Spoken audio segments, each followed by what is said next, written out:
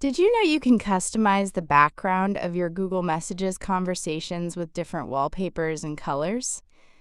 In this video, I'll show you how to change the chat background wallpaper in Google Messages and give your conversations a fresh, personalized look. First, open the Google Messages app on your Android phone.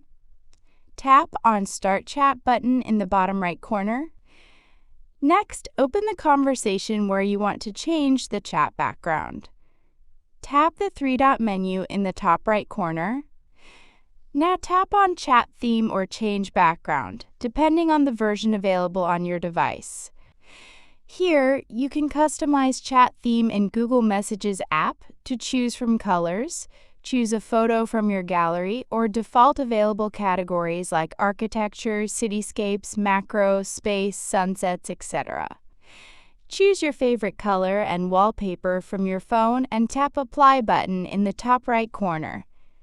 And that's it!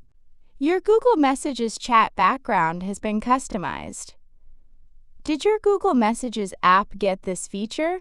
And which wallpaper would you choose? Let me know in the comments below.